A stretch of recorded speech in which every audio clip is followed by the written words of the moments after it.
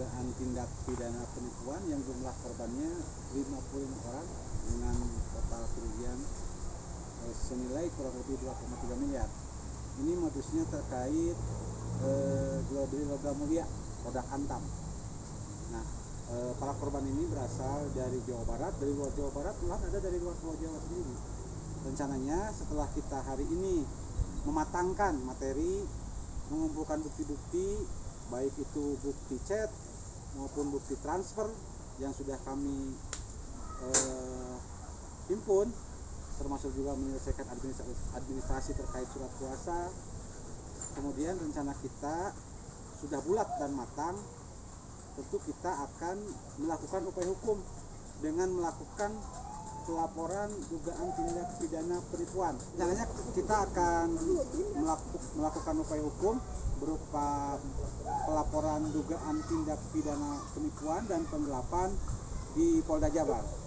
Kapan rencananya? Tentu itu dibicarakan nanti dengan seluruh korban ya, yang memang korban ini 55 orang dan tersebar di seluruh wilayah Indonesia. Tentu ada sedikit kesulitan terkait komunikasi dan kita mempersiapkan pelapor yang mungkin tidak terlalu lama lagi lah, dalam hitungan minggu lah mungkin kita sudah melakukan pengaduan di Polda Jabar ini. Jadi modusnya ini dia terlapor ini menawarkan jual beli logam mulia Antam dengan konsep PO, pre-order terlebih dahulu, dan harga yang di bawah harga Antam secara resmi yang tertera dalam website nih.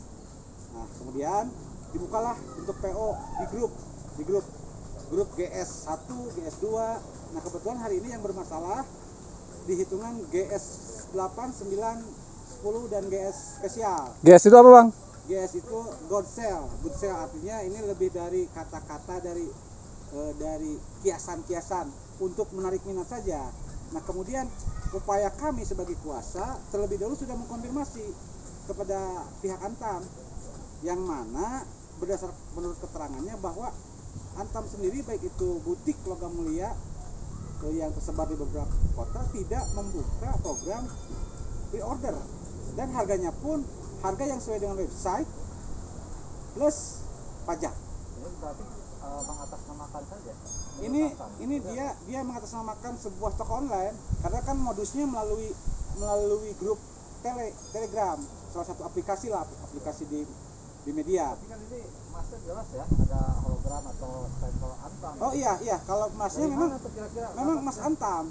Nah, kita pikir bahwa si terlapor ini merupakan reseller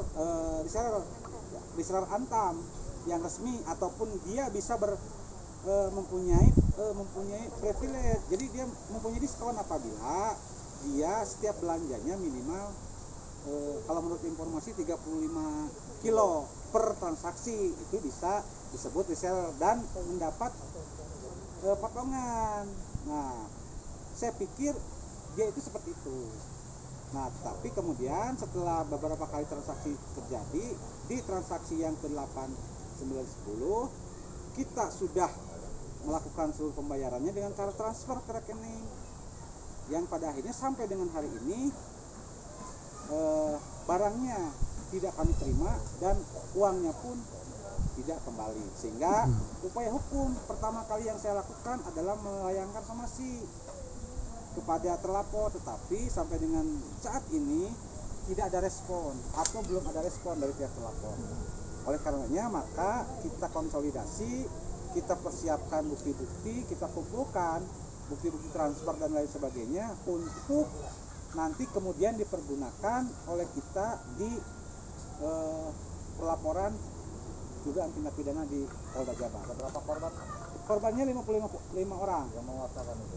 ya, yang telah menguasakan kepada kami sebanyak 55 orang, dan itu tersebar di nilai kerugiannya total 2,3 miliar nilai total kerugiannya.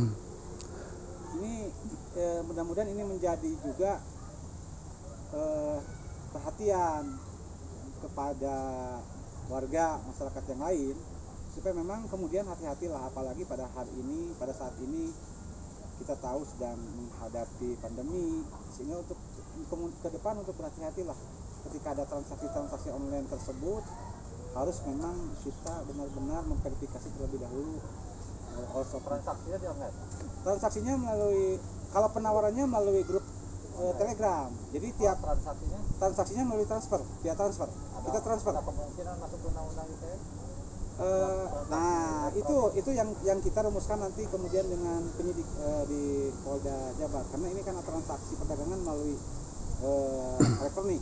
Tentu itu juga menjadi fokus bahasan kita hari ini. Harapannya apa nih, Bang? Kalau korban sangat berharap bahwa pada prinsipnya dia bisa menerima kembali, refund, menerima kembali memang apa yang telah ia transfer atau apa yang telah ia bayarkan. Sesungguhnya seperti itu harapan dari korban, klien-klien kami itu. Tetapi kemudian ketika tanggapannya seperti ini, karena kita somasi dan pada saat ini belum ada respon, belum ada tanggapan, tentu sebagai hak warga negara yang memiliki kedudukan sama di depan hukum, maka dengan terpaksa klien kami akan menggunakan haknya melalui pengaduan atau pelaporan dugaan tindak penipuan di Polda Jabar. Ada pesan mungkin, Bang, untuk pihak terlapor? Saya berharap pihak terlapor kemudian akan merespon lah, dia bertanggung jawab lah, harus bertanggung jawab, dia harus mengembalikan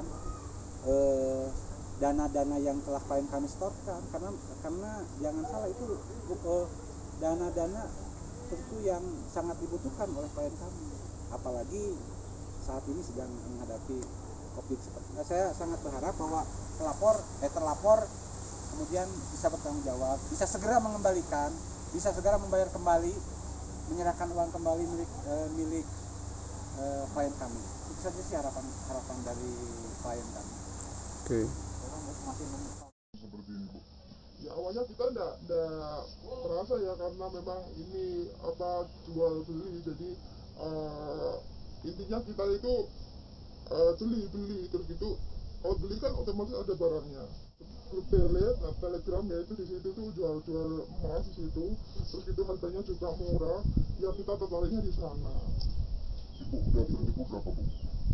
Saya lumayan, sekitar berapa ya, 250 satuan ya. Udah berapa lama ini kejadian? Kejadiannya sih saya rasa masih baru, September.